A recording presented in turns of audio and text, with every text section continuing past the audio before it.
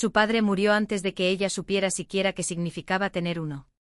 Su madre intentó construir una vida con otro hombre, pero cuando esa madre falleció, el padrastro se volvió cruel.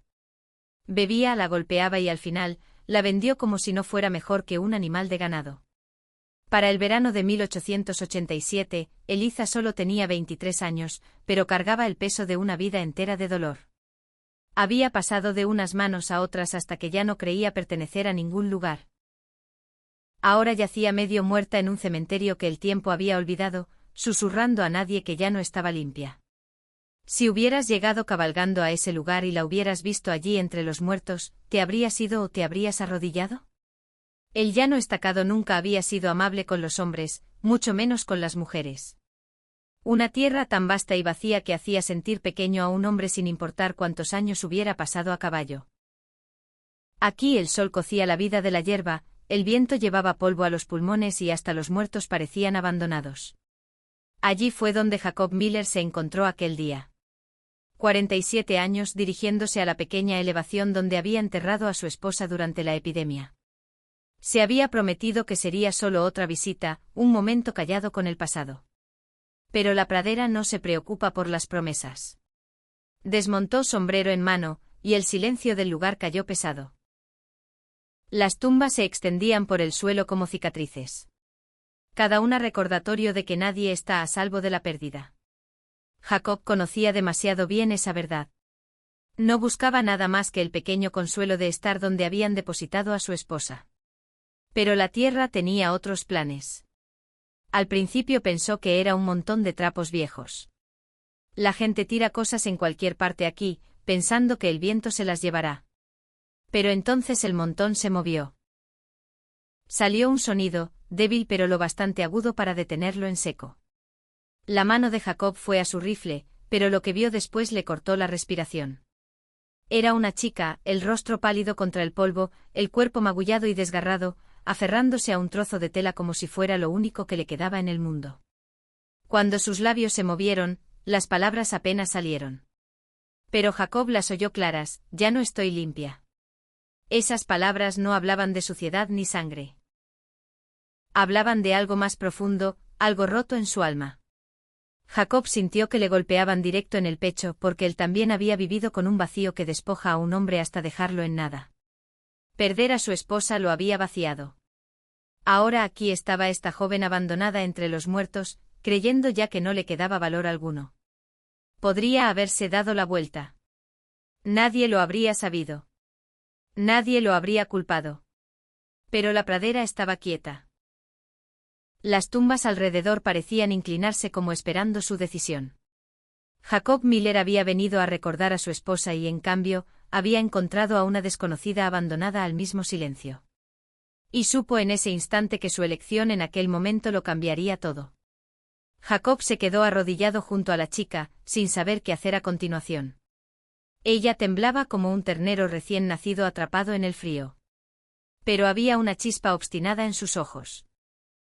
Vertió un poco de agua de su cantimplora y se la acercó a los labios. Ella bebió despacio, como si cada trago doliera. Tras un largo silencio empezó a hablar, con voz que se quebraba como madera seca al romperse. Su padre verdadero había muerto cuando ella era pequeña. Su madre se volvió a casar, esperando estabilidad, pero el hombre elegido resultó ser puro veneno. Cuando la madre murió, el padrastro mostró su verdadero rostro. La golpeaba, la maldecía y al final, la vendió como si no fuera más que un saco de alubias en el puesto de intercambio. Huyó cuando tuvo oportunidad. Pero huir en la frontera rara vez significaba libertad. 2 hombres la atraparon. La golpearon. La usaron para sus fines. Luego la dejaron envuelta en tela entre las tumbas para que terminara de morir. Jacob sintió que el peso de sus palabras se instalaba en él. Conocía la crueldad. La había visto en hombres que dejaban que la avaricia guiara sus manos. Pero oírlo de sus labios, aquí de todos los lugares, le hizo hervir la sangre. Entonces llegó el sonido, crujido de tierra bajo botas. Jacob giró la cabeza y allí estaba, un hombre entrando al cementerio con una sonrisa estirada en el rostro, ojos fijos en Eliza como si ya fuera suya otra vez. Vaya, vaya, arrastró las palabras el hombre. Mira lo que tenemos aquí. Pensé que te había dejado para los coyotes. Jacob se puso de pie. Cada centímetro de él se tensó. No intercambió palabras. Su mano fue al rifle y el aire entre ellos se volvió pesado. El hombre alcanzó su pistola, pero fue más lento. El estampido del Winchester de Jacob rompió el silencio, resonando por las llanuras. El hombre tropezó, agarrándose el hombro donde la bala lo había atravesado. Escupió, maldijo y con ojos desorbitados, retrocedió tambaleante hacia los matorrales. Esto no ha terminado, viejo. ¿Me oyes? Esto no ha terminado. Luego desapareció en el polvo, dejando un rastro de sangre. Jacob bajó el rifle, el pecho subiendo y bajando con fuerza. Miró de nuevo a Eliza, que lo observaba no con gratitud, sino con algo parecido a la incredulidad. Nadie había defendido jamás por ella. Y ahora un desconocido había arriesgado su vida en medio de un cementerio lleno de fantasmas. Jacob sabía que el disparo que había hecho no era el final. Los animales heridos siempre vuelven más feroces. Ese hombre no se quedaría lejos. Volvería y traería problemas. La única pregunta era cuándo. Y aquí está la parte que debes preguntarte: si estuvieras en las botas de Jacob, ¿la llevarías contigo de vuelta al rancho, sabiendo que podría atraer el peligro directo a tu puerta, o cabalgarías lejos y dejarías que su destino fuera solo suyo? Jacob sabía que el cementerio no era lugar para demorarse. Levantó a Eliza con cuidado, sintió lo ligera que estaba en sus brazos y la llevó hasta su caballo. Ella no se resistió, solo se aferró a la tela que la cubría como si fuera todo lo que le quedaba. Se quitó su propia chaqueta y se la puso sobre los hombros. Le quedaba grande, demasiado holgada, pero era cálida y olía a cuero y humo. Por primera vez en mucho tiempo, ella se permitió descansar contra alguien en lugar de apartarlo. El camino de vuelta fue lento. Los ojos de Jacob escudriñaban el horizonte todo el trayecto, esperando que aquel forajido herido regresara con un rifle, pero las llanuras estaban tranquilas. Cuando llegaron al rancho el sol ya caía bajo y el cielo se pintaba de rojo. Jacob desmontó, bajó a Eliza y la llevó dentro. Su casa era sencilla, construida con madera tosca, pero era refugio y era segura. La acostó en la habitación que alguna vez había sido de su esposa. Por un momento se quedó en la puerta, dividido por los recuerdos. Pero luego se recordó que esta chica no tenía a dónde más ir. Puso una olla en la estufa, hirvió agua y limpió sus heridas con manos ásperas por años de trabajo en el rancho, pero firmes como las de un médico. Ella se estremecía, pero no lloraba. Jacob respetaba esa clase de entereza. En los días siguientes le dio pequeños cuencos de caldo, la animó a beber agua y la dejó descansar. Cada vez que despertaba, veía su chaqueta cubriéndola y la apretaba más fuerte. Como si quisiera creer que el mundo aún podía ofrecer protección, aunque solo fuera mediante la bondad de un desconocido. Para Jacob, aquellas horas silenciosas removieron algo que creía haber enterrado con su esposa. No romance todavía no, sino una razón para mantener viva a alguien más que a sí mismo. Había vivido demasiado tiempo en silencio. Ahora, por primera vez en años, sentía que el rancho volvía a respirar. Y te digo a los que aman las historias del viejo oeste, estos momentos de paz frágil siempre vienen antes de la tormenta. La tierra nunca te deja aferrarte al silencio por mucho tiempo. Así que si tienes curiosidad por ver qué pasa cuando el problema regresa cabalgando a este rancho, asegúrate de quedarte con esta historia. Y si disfrutas oír relatos como este, quizás quieras suscribirte porque lo que viene vale el viaje. Durante unos días, el rancho pareció otro mundo. Eliza descansaba. Jacob vigilaba. Y el silencio de las llanuras casi lo convenció de que el problema había pasado, pero la paz aquí nunca dura. Hombres como los que la hirieron no olvidan. El orgullo herido y la avaricia siempre regresan. Fue una tarde tardía cuando Jacob notó las primeras señales.